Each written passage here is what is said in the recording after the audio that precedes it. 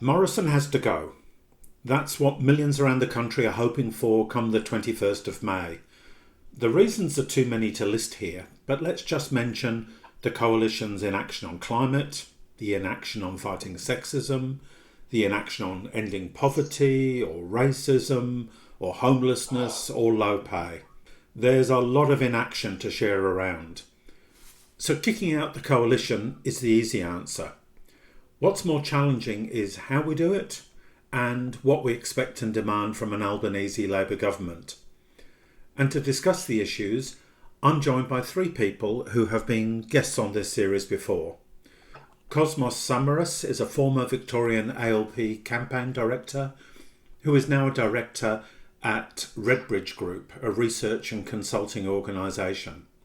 Celeste Liddle is an Arrernte woman, a union activist, social commentator, and the Greens candidate for the federal seat of Cooper in the northern suburbs of Melbourne.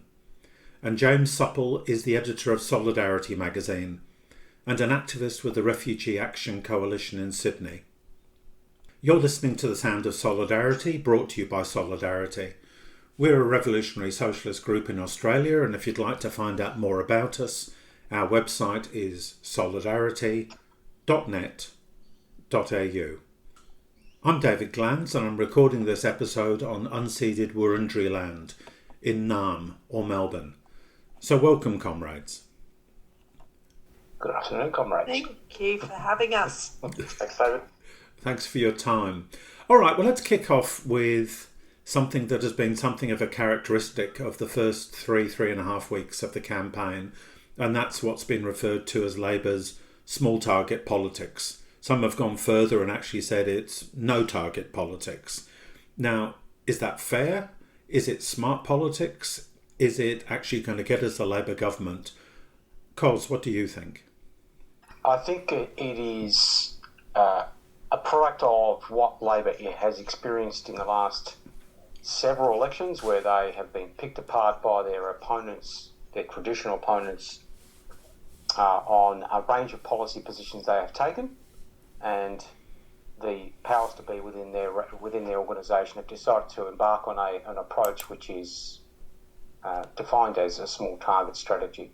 It potentially can be a significant problem because the electorate is starving for vision, and they've just survived and come out of a pandemic. And when I say that, in our journeys, talking to hundreds and hundreds of Australians across the country, doesn't matter what political colours that these people may belong to or where. It's the overwhelming sense is they are just wanting their leaders to be bold and lead their country into the future with a different form of politics. That's what they're starving for, and this is why you see the popularity of Jacinta Ardern, for example, where there is a general there's a very significant appetite amongst the population for a different style of politics to be put out there by political parties, and I think as a result of Labor not embarking on that approach, you're seeing that general malaise within the primary votes of the two major parties right now. So you don't see that. What we saw in South Australia, for example, with Peter Malzanauskas, there was a direct transfer of support from the coalition to Labor. You could see there was a mood for significant change. That's absent at the moment. And so do you think there's a risk, and this is a question to anybody, that Albanese can once again snatch defeat from the jaws of victory? The thought of 3 more years of an ultra-smirking Morrison just makes my blood run cold. Celeste? Yeah, look, I think there is a real danger of that, and I have to agree with what Cos said there about starving for inspiration. I think that the electorate is disillusioned. They've gone through a very rough time. When it hasn't been the pandemic, it's been the bushfires or the floods, and people are feeling disengaged. And we have also throughout the pandemic seen that change, is possible. That politicians can make a decision like they did with increasing job seeker allowance overnight, for example, in order to boost what people were living on and boost the economy during the economic downturn of the pandemic. We can see that that change can happen and that there is a real will for change to happen. But when focusing on small targets, or just focusing even on Morrison's got a horrible smirky little face there, but if that's the only focus, that he's horrible, and the electorate itself isn't being terribly inspired by what they're being offered, then where do they go? Where do their votes go? They're going to start looking for alternatives that do inspire them. There are a lot of alternatives out there that are running, that will inspire the electorate for reasons I both agree with and don't agree with. James, what's your take? Yeah, I mean, I agree that it's possible to win elections and to be popular, actually promising change. I mean, I think that was the idea behind what Labor was trying to do in 2019. We've seen, I think done the right way, like someone like Jeremy Corbyn or Bernie Sanders have shown that it actually is possible to win support by generating a momentum for change, in a sense that something's actually possible through politics. I think that's part of the difficulty we face in this election, that there is a distrust of politicians and a cynicism that anything will really change. And I think not actually offering very much a small target strategy plays into that idea that nothing can kind of be delivered. Whereas I think Kos has pointed to, like, there's positive examples in other places around the world that show that you can actually win support through promising change. So I think there's a danger. Nonetheless, I think if you look at all the indications at the moment that it's much more likely than not that Labor is going to win the election, and we very much hope that is the case. In that respect, I think the other danger with the small target approach is what it means for what comes after the election. Given how much Morrison is on the nose and how many times he's put his foot in it, how many times he's insulted different groups of people over the last 3 years, I think it's very likely that he will lose the election. But what a small target strategy means, I think, after the election is that the kind of change we're going to see from Labor will be very, very modest, and we're looking at a government that will disappoint any expectations or hopes of change. I think you can see that through any of the areas where Labor has offered some little element of change. Like, it's very, very modest and mediocre, and I think that's one of the other real dangers. What it will mean is that even if we get rid of Morrison, we're actually not going to see, we're going to see a fairly right-wing Labor government which will turn around and say that it can't actually change anything because it has no mandate and people didn't vote for change. I do want to add a little something, if I may. Look, there is one other thing that I find particularly uninspiring, and that is that if Albanese does end up in a position where he could form a government, but from a minority position, the fact that he's ruled out some sort of coalition with the Greens several times now in the media and said that it won't happen is a bit of a problem. It's kind of like not only are we going for small targets, but we're not willing to be challenged by parties that are more progressive than us in order to form a government that might drive change forward. The risk that he might snatch defeat from the jaws of a victory, if that attitude kind of continues and they do end up in that situation, I think is really real. I'm assuming that none of you subscribe to the view that Labor supporters often have, which is, it's smart politics. They're going low key for the election to keep, not to scare the media, but just watch what will happen once they're elected. Do you think there's any danger, Cos, of Albanese ripping off, his modest suit and revealing that he's a Superman of change after the election? Look, I think that there is always a possibility of that actually occurring when you look at, I would say, the transformation that Daniel Andrews took on the social front once he got elected, right, where he embraced a whole range of social policies, which, of course, if you were to ask anyone within the Labor ranks back in 2013, would that ever happen? The answer would have been no. And he does it now on a regular basis without fear or favour. And so power can provide the progressive side of politics something quite unique if the leaders themselves are prepared to take the risk. The problem we have is that my expectation is that the road to victory for Labor is one of a narrow path at this stage. It will involve having to form a coalition or deal with independents and the Greens, and that is really the only path available to them at the moment. 3 weeks to go, things could change, but with a primary in the mid-30s, and full disclosure, our operation does a lot of polling, probably more than most public pollsters. We have a fair idea what's going on across the country, and it is very, very patchy. And so I'm more confident that I don't see Morrison forming a majority government. Even if he gets close to minority government, he has a problem, and that is that if the Teal independents get up, the price they'll ask from his government, he won't be able to pay. And so, yeah, I think that if Albanese wins, I think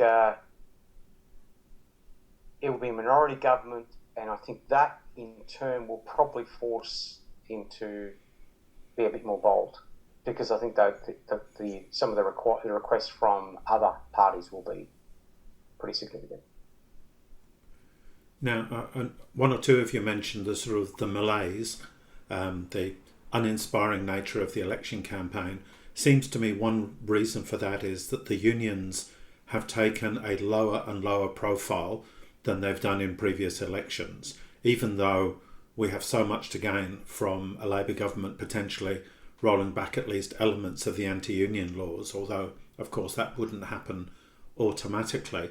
And you think back to 2007, one of the reasons that Rudd got in was the enormous wave of activity around the Workplace Relations Act.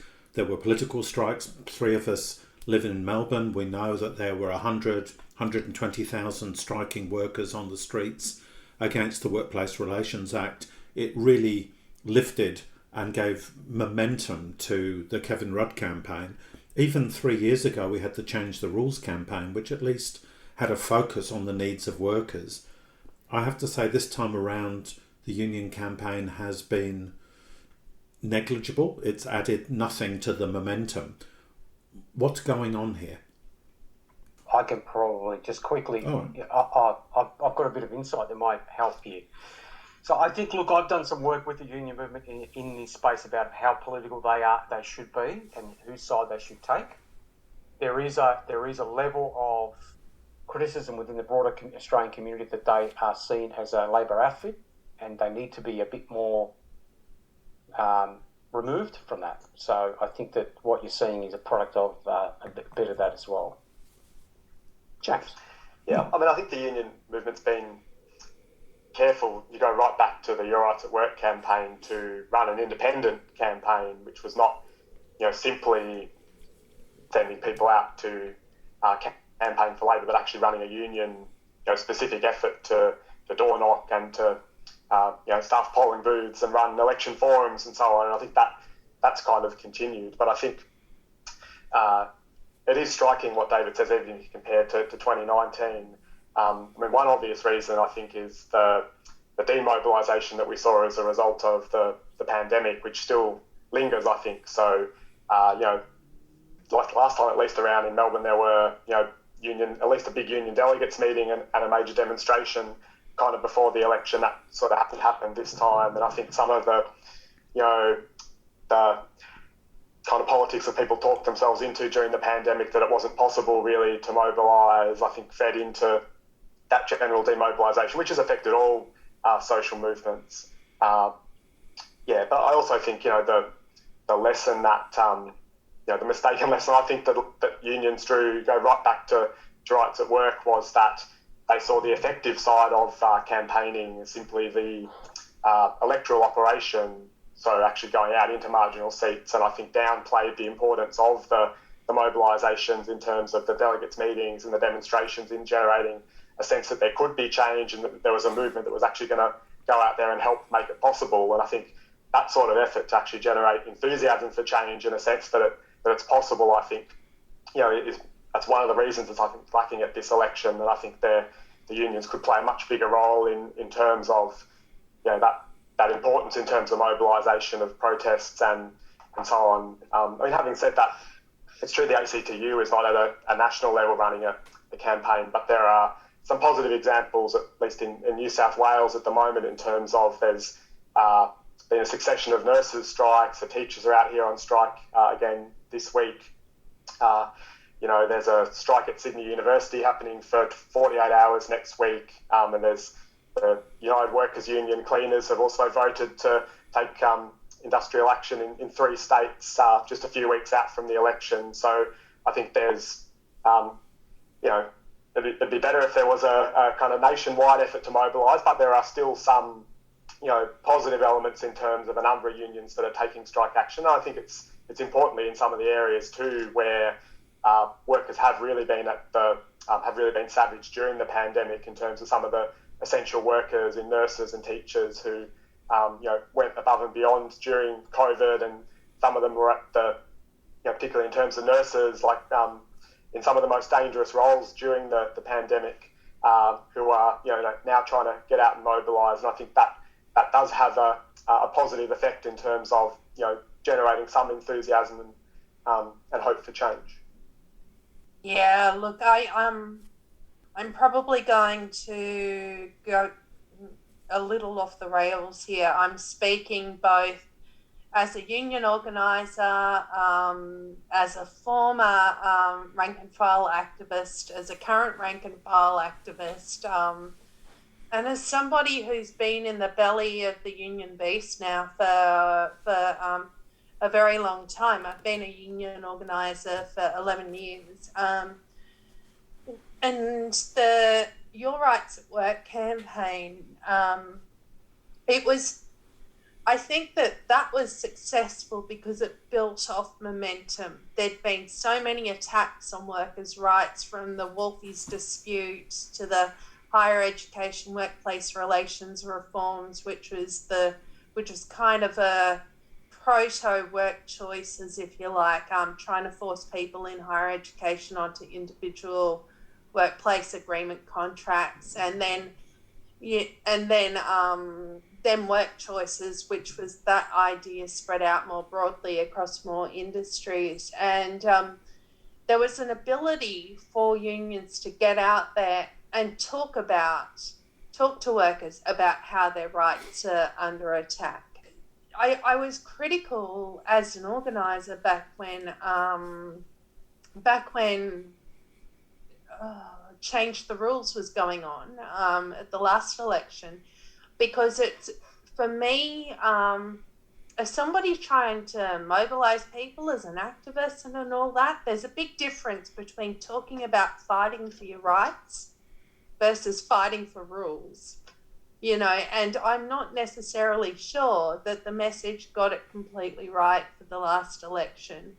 The other thing that the union movement right now is facing is, nationally only about 10 to 15% of workers are members of a union, yet 60% of workers benefit from union negotiated agreements.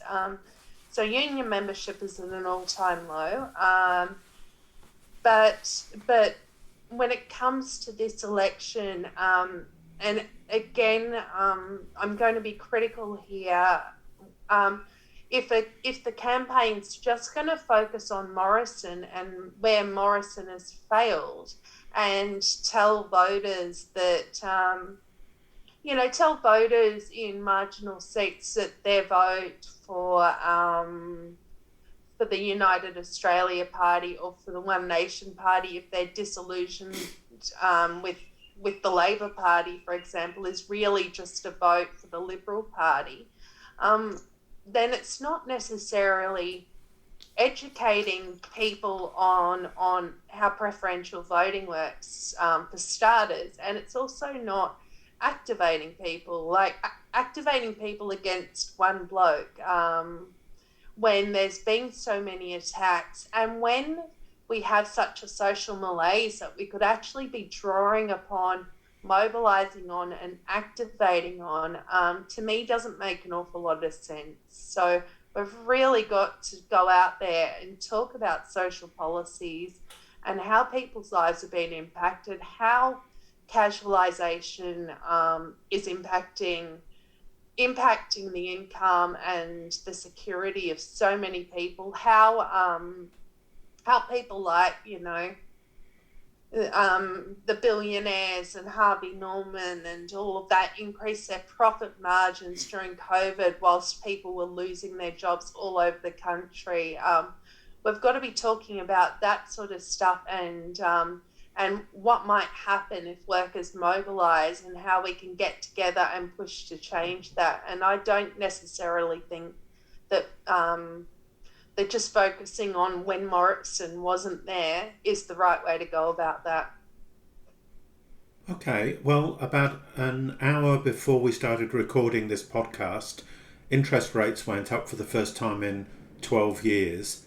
And of course, there's the saying in mainstream politics, it's the economy, stupid. Cos, has today's rate rise cruelled the chances of the Liberals? Or do people not know who to blame when their pay is low and inflation is high? Has politics degenerated to the point that nobody is quite sure why these things happen and what to do about it? I think that the majority of the electorate has a view that the Liberal Party is better placed at managing the economy in suppressing interest rate rises. It's a natural sort of brain space for them, not as strong as it used to be under Howard. 1.2 million Australians today are going to discover that for the first time in their life, since they've actually obtained a mortgage, they're going to incur an interest rate rise and have to see how that affects their bottom line. The biggest, in my opinion, one of the biggest class struggles in this country is what is going on with property at the moment and home ownership. And that actually extends to people who are renting as well. It has become obscenely out of control, and most people that we talk to, it doesn't matter from what political side they sit on, this is the number one issue they are concerned about, because they know that it will affect their kids, even if they've got a mortgage themselves.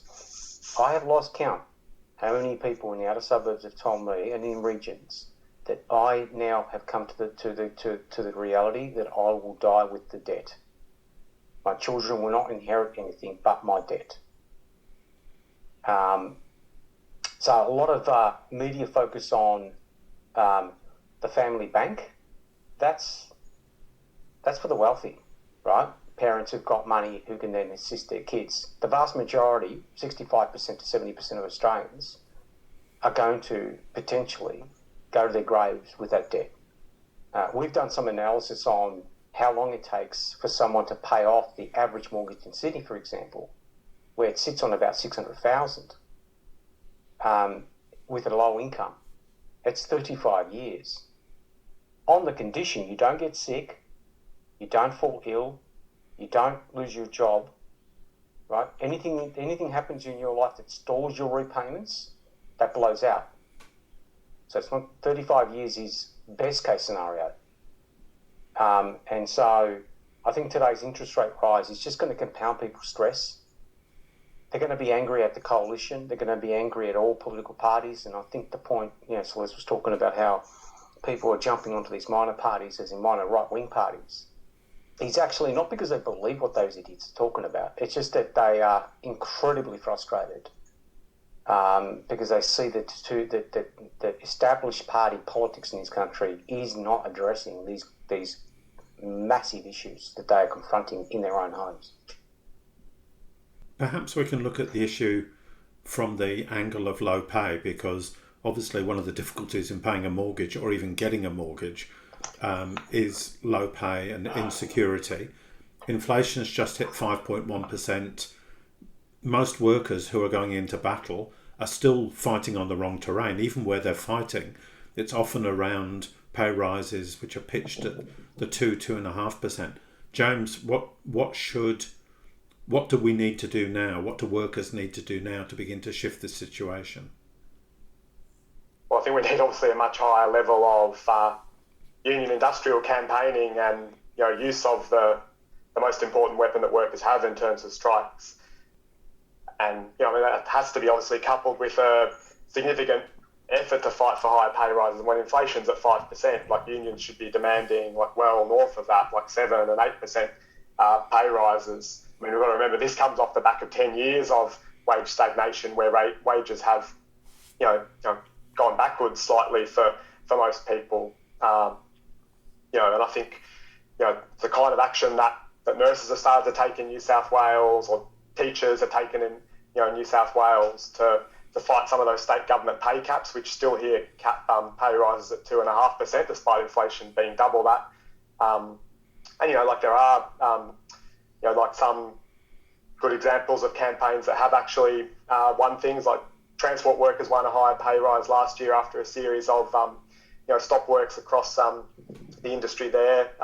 United Workers Union and a whole series of places have been willing to take action, and has actually pushed up pay. And I think in that respect, the best thing Labor could actually do to help that process to deal with the issue of cost of living would be to unshackle the unions, to get rid of the anti-strike laws, the laws that impose secret ballots and make it very difficult for unions to actually to take serious strike action. Short of that, I think the union movement has to make a much greater effort to defy the laws where it's necessary to actually take effective strike action, because anyone who's a unionist knows that it ties up every industrial campaign in knots, trying to jump through all the hoops that you have to jump through to actually take industrial action. I think that's the biggest thing that could be done to push around the issues of cost of living. I think also, in terms of what Kos was saying about housing, Labor's promised a few things, but the overriding issue is that nothing is going to be done about negative gearing. Even some of the modest things Labor was talking about last time, if you want to look at why and when it was that house prices started to soar way out of whack with average wages, was when those changes to capital gains tax and negative gearing were put in by the Howard government. That has to be reversed if we want to actually push down the obscene kind of property prices that we're seeing at the moment. I'm going to talk personally. I've lived in the area that I've lived in for the better part of 25 years. I'm a lifelong renter, and I've never owned a house. And the reason for that, and unlike Kos was talking about people not having any sort of wealth to then pass on to their children, which is what some generations before us were able to do. We're able to pass it on. Not an awful lot in my family, being that we're always, Aboriginal people have always been chronically underpaid, if paid at all. But yeah, it's not a guarantee that people will be able to pay. But I'm partnered, I'm childless, I have a good job, and I've had a steady income for a long time, and I still don't have a mortgage, I don't have a house, I don't own one, I've been renting that entire time. And once I got out of university and accumulated that debt, and then went back to university a couple more times to reskill, to increase my knowledge base, and accumulated more debt that I'm still paying off. Being middle-aged and having a modest amount of savings, but not enough to actually, put a decent deposit down on a house in this area, which was a solid, as people know, a solid working class area. It's been gentrified somewhat over the last generation or two, but this is a solid working class area full of post-World War II migrants, high Indigenous population, but, a university population, the works. In this electorate just recently, we had a weatherboard house that had been completely burnt out inside, that sold for $1.2 million at auction. And a burnt down, probably asbestos-ridden place, selling for that much.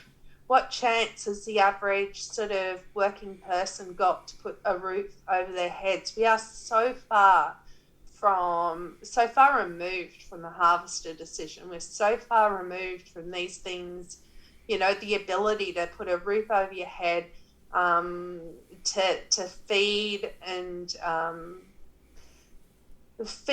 support a family in this day and age. And with rising rates of casualisation, like my entire working career has been based around my main working career has been based around the university sector, where casualisation rates at some unis are hitting 80% of the teaching load. Like, job surety, the Uberization of working, as they call it, where gig economy workers are logging onto apps and then logging off in order to just supplement their very basic sort of incomes.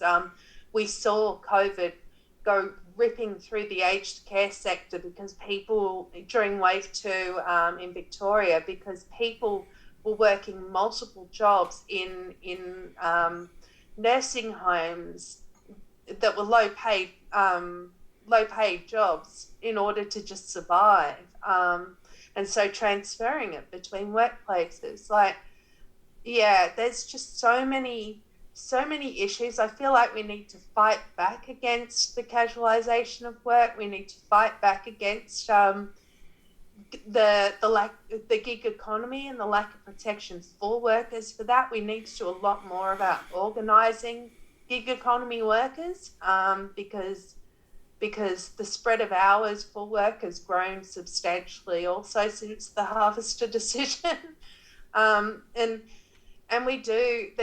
there is so much that needs to be done, but there's also the gap between rich and poor, and how much that has grown in the last couple of generations is incredibly astounding.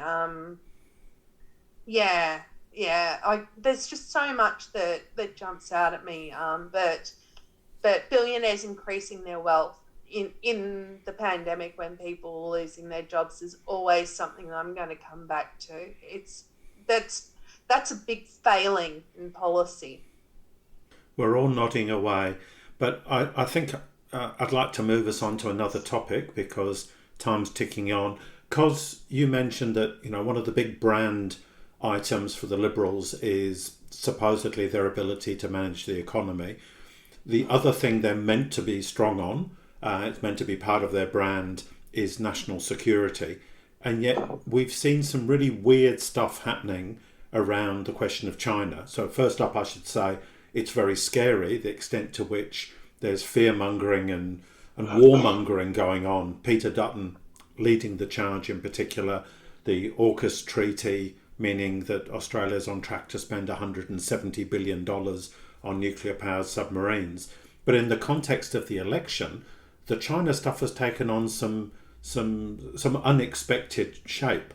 So when Morrison accused Albanese of always backing China in front of all places, a Sky TV hand-picked audience, and the audience groaned because they couldn't believe how stupid Morrison was being, we're beginning to see some interesting, elements work their way through. So what's going on in your mind?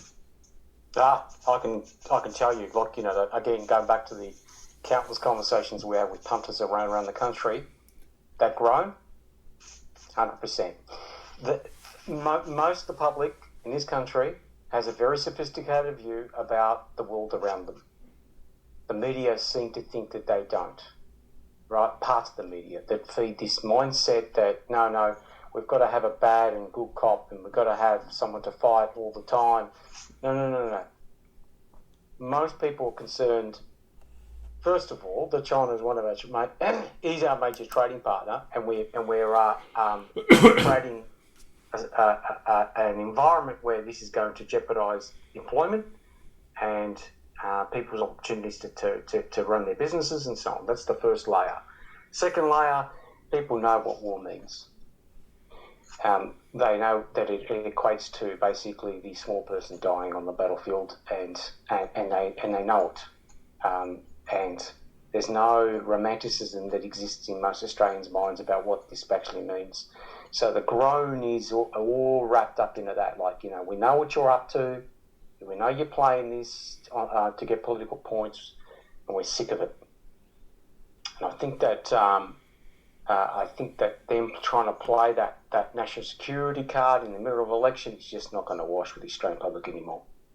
The one thing I would say is there are many negatives about the internet, many negatives. But when it first hit the deck, and I'm old enough to remember when it did, there was a mantra at the time that this is going to democratise the circulation of information, and it did, and it has.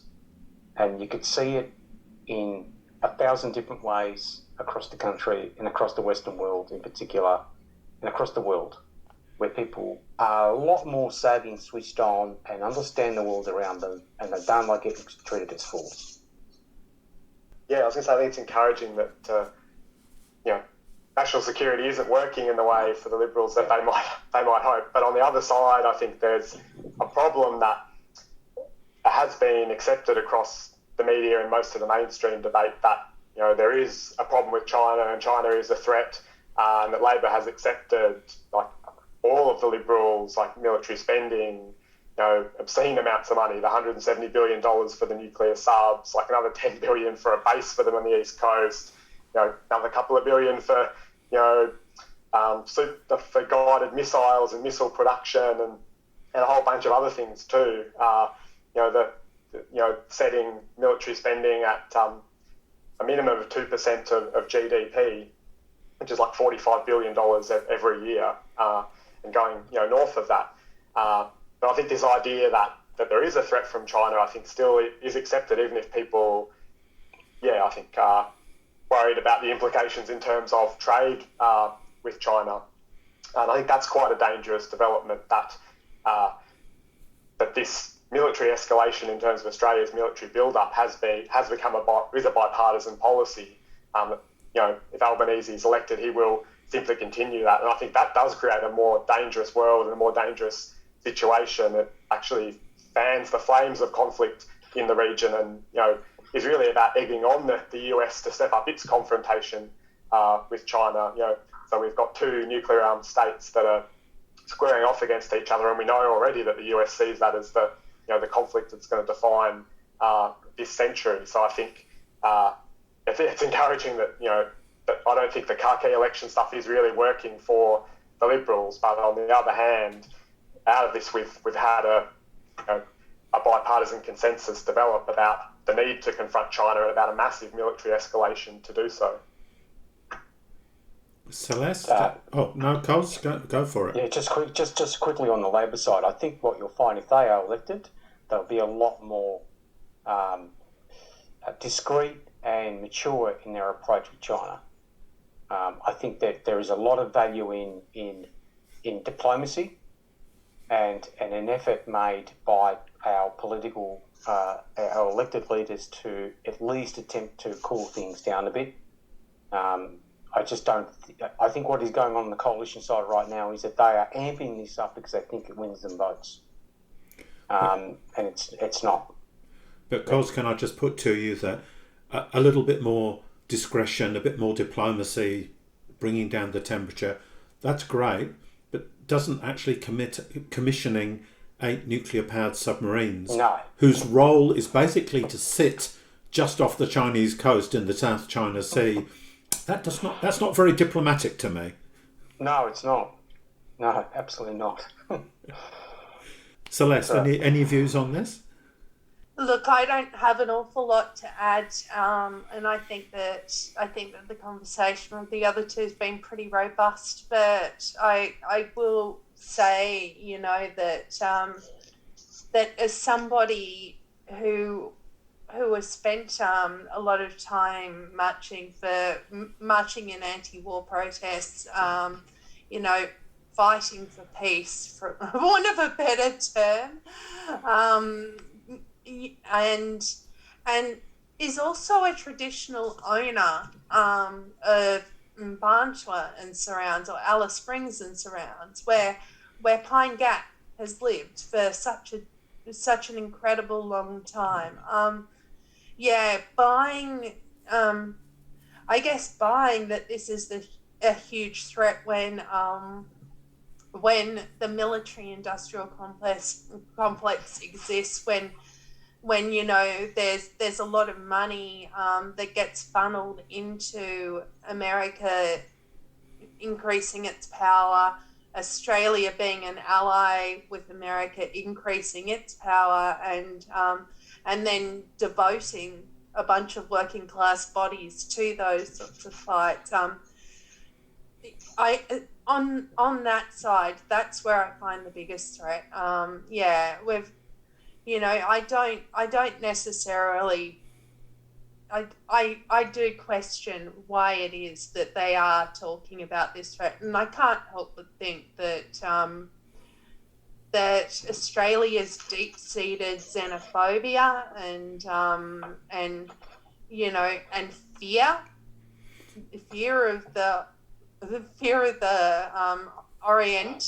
Oriental, or whatever, or any other groups coming in that don't look like white Australia, or threats from groups that don't look like white Australia are somehow different. Yeah. I think the question of racism is a very good way of taking us on to the next question I wanted to raise, and that is it's almost like a joke term now, the idea of wokeness. A couple of weeks ago, Albanese appeared on the front cover of the Daily Telegraph in Sydney with the headline, "I'm not woke." And he went through a quick checklist, a pop quiz of topics where he basically made it clear that he was as conservative as he could be, when I think we would all agree, insofar as there's an idea of being woke, it's really about contesting horrible ideas around racism, sexism, transphobia, homophobia. But woke is clearly a line on which the media wants to run, and Albanese prostrated himself on the front of the Telegraph. I found it incredibly humiliating for him, but also very damaging for the people who he was implicitly letting go. James, you're in Sydney, and insofar as the issue of woke has really taken on a sharp edge, it's Catherine Deves in Warringah, the captain's pick, who has turned out to be a really nasty piece of work on this issue. How is the debate working its way through in Sydney itself? Around transphobia, obviously I'm talking. Well, I think it's been a real smoke in the wheels for Morrison's effort to push a transphobic agenda in the election. I mean, he handpicked Catherine Deves as the candidate in Warringah, and I think he thought that this was going to be a nice little way of pushing the barrow about, transphobia in general. That she would push her campaign about excluding trans women from sport. But I think the revelations of the scale of the bigoted comments that she posted on social media, I think, has caused lots of problems for that, because it's really exposed what that agenda is about. I mean, someone who says that she's triggered by the rainbow flag, by the pride flag, I mean, it's pretty clear where this person is coming from. I mean, she now says that she wants to have, like a debate about this, where she's not going to be, like, she wants to have a measured debate about it.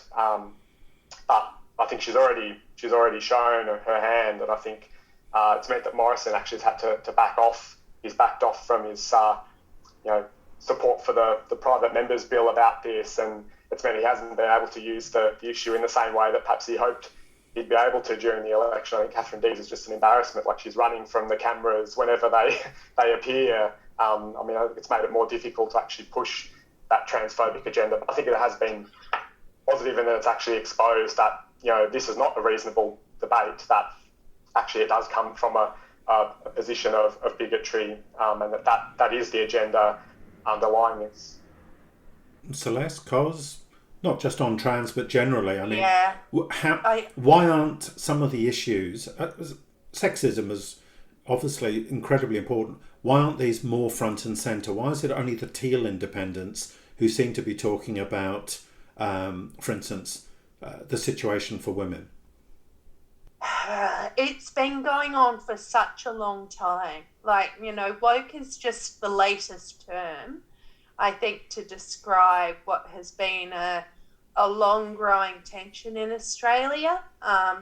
We saw it really play out during the Howard years, during the culture and history wars, when the history wars in particular, Aboriginal and Torres Strait Islander people were trying to educate the general public of things like massacres and the frontier wars and the stolen gens and everything else. And it got labelled Black Armband history, and Howard took that term and ran with it. And the culture wars that played out in Australia meant that there was a lot of dialing back of any of the social justice rights that had been fought for in the generation before, that had sort of come in on that was the wave that Whitlam had run in on, that Fraser had to continue on, and that, was then taken up or ignored in various ways by Keating. Now it's just the same thing but kind of rebadged, and I feel like this appeal, this argument that, I mean, that front page was ridiculous, but Albanese putting himself front and centre saying that he's not woke, why on earth would you do that? It's mainly to appeal to what they still think Middle Australia is, which is white, heterosexual, middle class men, and that's about it. Anyone else's rights and talking about anyone else's rights, it in some way, shape or form threatens that idea of Middle Australia and what we should all be striving for. It's very much about what they're trying to appeal to, but in doing that, why on earth would fighting for the rights of a whole bunch of other groups be a bad thing? Why would that not be something that you'd want to do, particularly if you're trying to claim a progressive agenda? It makes no sense to me. Cos, does that Middle Australia that Celeste has outlined, does that really exist? And is Albanese jumping at shadows? We polled Middle Australia on this very issue for Equality Australia, and the answers were pretty clear.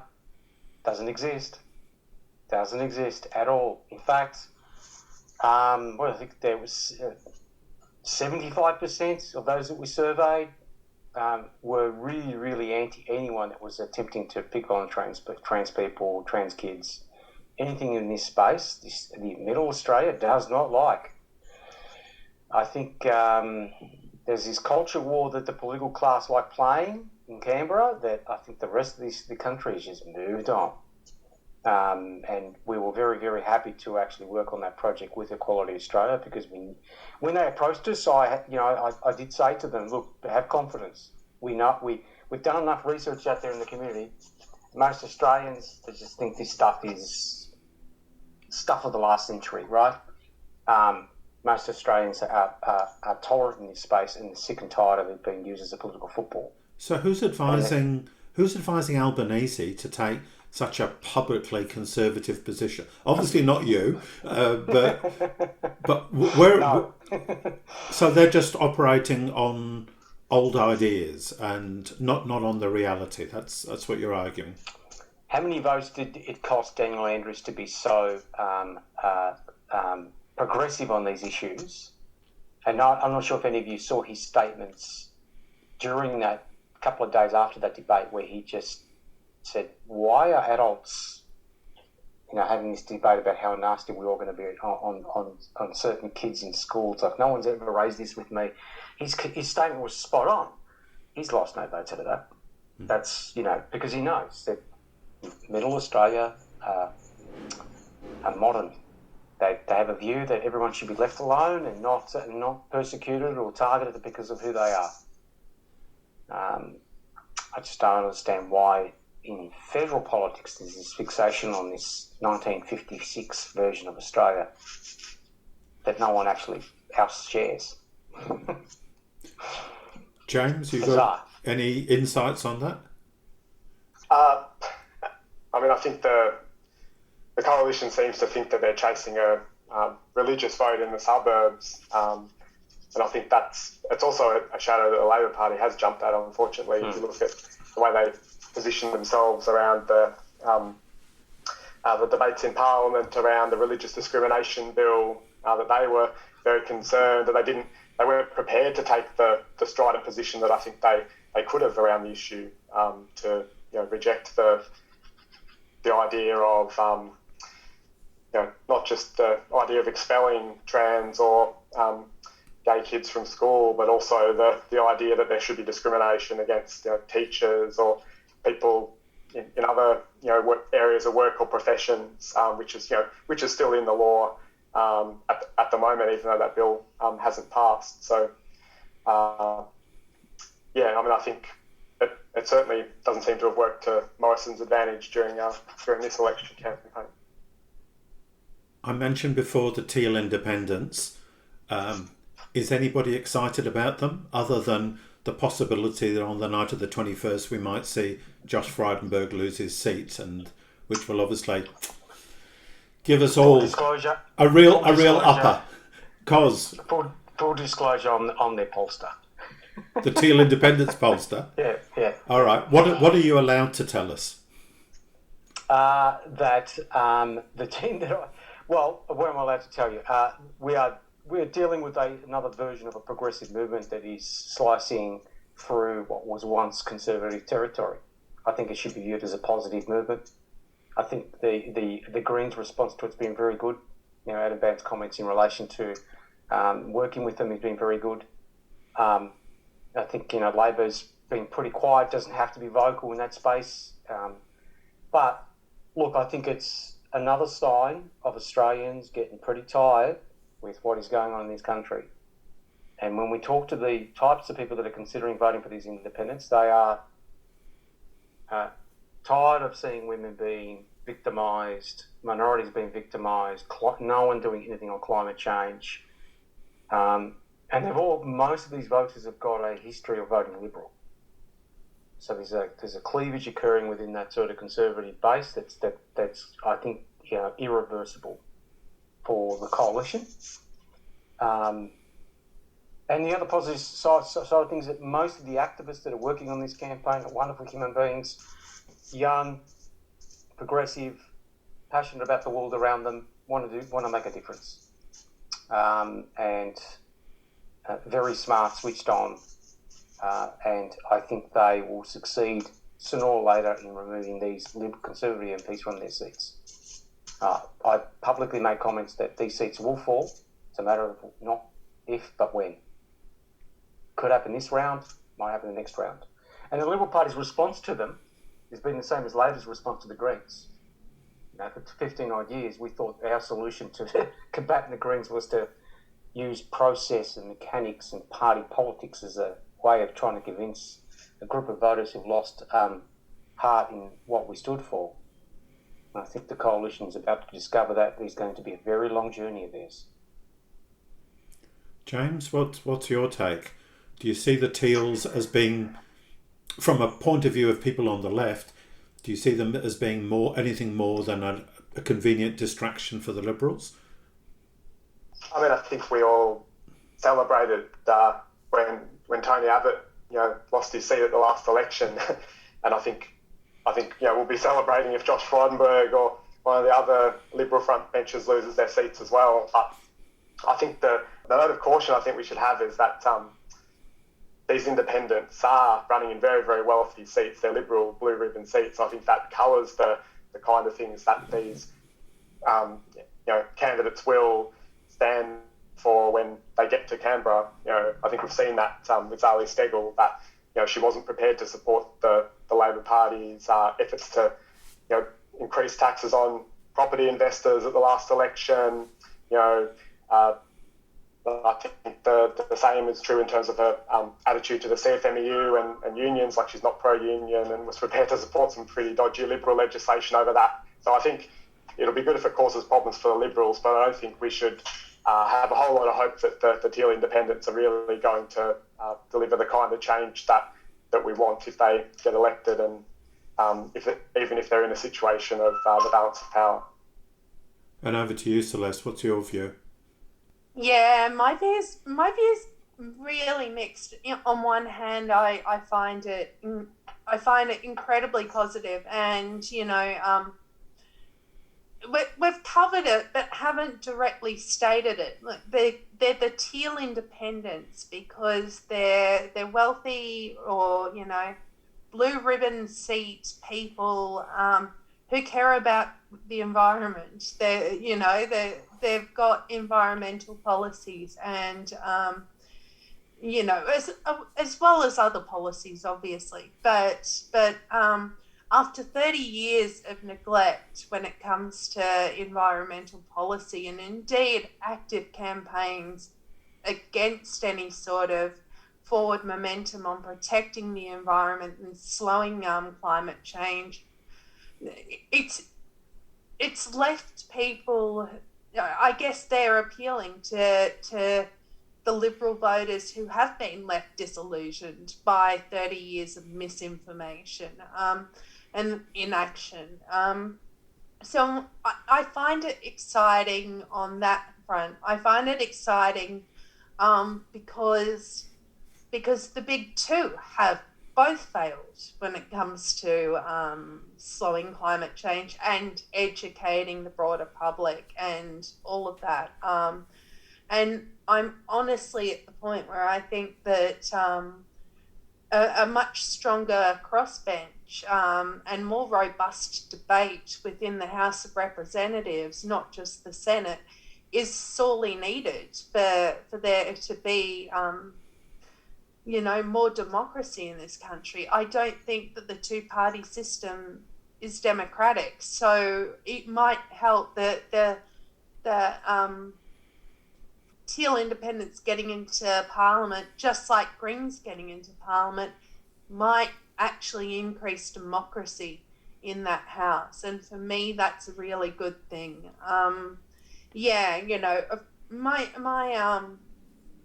My cautions are similar to what James has outlined. I mean, they're generally wealthy, anti-union, pro-business, quite conservative on a number of other issues, and that's where my caution lies. But increased debate on the floor of Parliament and less power being held by the two majors and more democracy in politics, yeah, bring it on. They're going to make him pay for carrying a lump of coal into the Parliament. Yes. He's got dirt on his hands. Yeah. It's been a fascinating discussions, but I know you're busy people, and perhaps we should start to move to wrap it up. So I'm going to sort of put my final question in two parts. You can choose whether or not you answer the first part. The first part, and I'll go down the screen as I see it. So Cos, Celeste, James. My first question is, do you want to call who's going to win the election? Secondly, on the assumption that Labor forms the next government, majority or minority, as you see it, what's going to happen? What can we expect to see unfold in the next 3 to 6 months? So, Cos. Minority Labor government is what I expect. Although there is the possibility that the dam wall breaks and falls all over the Conservatives, as in they lose in a very big way. So that's one side, and 3 weeks to go, caveats, all of that. If Labor wins, what happens? Yeah, let's have that conversation when that happens, eh? Because there's one thing vying for power, and they might be a totally different setup and have a totally different mindset if they win. And if they win as a minority, they're relying on Greens and Independents to form that government. It could be a totally different government entirely. So I think, yeah, park that from my perspective. Okay. Celeste, how's your footy tipping? My footing tipping is woeful. But let's see how my political tipping goes. So I tend to agree. I think a minority Labor government is likely. If they do get into minority government, what happens next will all come down to who it is that they form that minority government with, and what kind of deals are struck in that negotiation period to form the minority government. So if it is a more progressive candidate, maybe Greens dominated minority government, then we'll see better climate targets. We'll see, probably a promise that the Religious Discrimination Act bill will not be retabled. We'll see stronger pushes on a number of different issues, particularly things like they'd have to cut some sort of deal when it comes to Medicare and increasing it to cover things like mental and dental health. If the Teal Independents win, for me, that's up in the air, what they choose to negotiate on. I will say again, probably better climate targets, but I don't see the rest of it necessarily happening. Yeah. Okay, James, lucky last. I think Labor will win the election. I think a Labor government in its own right is quite possible, but even if there is a minority Labor government, I don't have as much confidence about what can be extracted in terms of the balance of power, and that will significantly change Labor's agenda. I think, as Celeste said earlier, Albanese's already made it very clear that he doesn't want to be seen to be, in partnership with the Greens after the agenda. I think if they have to do deals, I think Labor will be much more inclined to go with some of the more conservative, whether it's Teal Independents or there's already 5 other independents sitting in the lower house, some of them from Liberal electorates. So I also think it's not the case that, the balance of power necessarily forces Labor to deliver enormous, concessions or changes in policies. Like Labor, can simply strike a deal for, support in terms of votes of confidence and not offer a whole lot more than they're offering in terms of an integrity commission and some more action than the Liberals on climate change. I think if there's going to be significant change, it's actually going to require the movements outside of Parliament to get back on the streets in a much more serious way. I think particularly over climate, I think Labor's going to be very defensive given the history of the way that Abbott was able to use the carbon tax against them, and the way that they've moved a step away from some of the things they talked about even at the last election in terms of lowering their climate targets and so on. So I think Labor is still going to be very cautious, and it is going to mean we're going to need a much stronger push from below, like in terms of more concerted climate strikes and a much bigger climate movement, to get the kind of radical action that's really necessary on climate. Similarly, it's true in terms of the the cost of living, and I think like we need a much higher level of struggle to actually fight for better pay rises, and I think that's the way we're going to actually see more significant change if Labor's base underneath it and the social movements and the union movement actually get serious about the kind of fight that we need to push for change. All right, well, thanks to all of you. I know you're busy people campaigning or working behind the scenes, trying to work out what's going on. Thank you for your time. I really appreciate it. And my contribution is to say, vote early and vote often. Thank you. All right. Thanks, Dave. Thanks, comrades. Thank you.